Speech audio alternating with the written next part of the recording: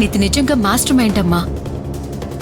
నా తెలివిలో సగం నీకొచ్చున్నా ఈ పాటికి నువ్వు శ్యామ్తో సెటిల్ అయిపోయేదానివి. సరేలే, ఆ మంజు కాల్ చేయి.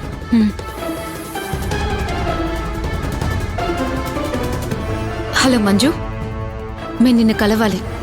ఎక్కడున్నావు?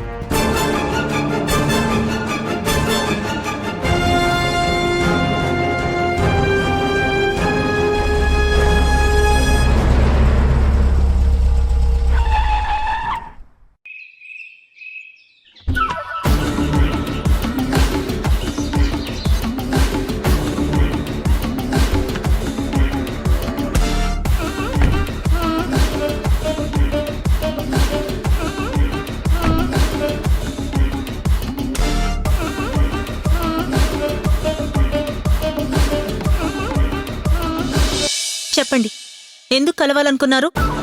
నువ్వు శ్యామ్తో మాట్లాడింది అంతా మేం విన్నాం మంజు.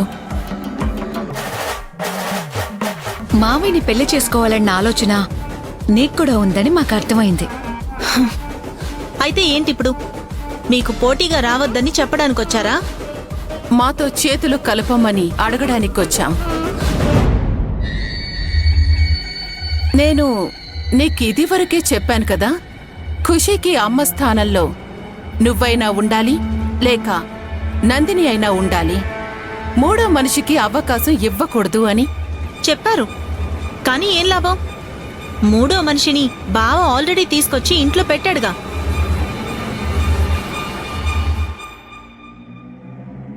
మూడో మనిషి రాకూడదు అన్న ఆలోచన ఉన్నవాళ్లు బావ పెళ్లికి ఎందుకు అడ్డుపడలేదు?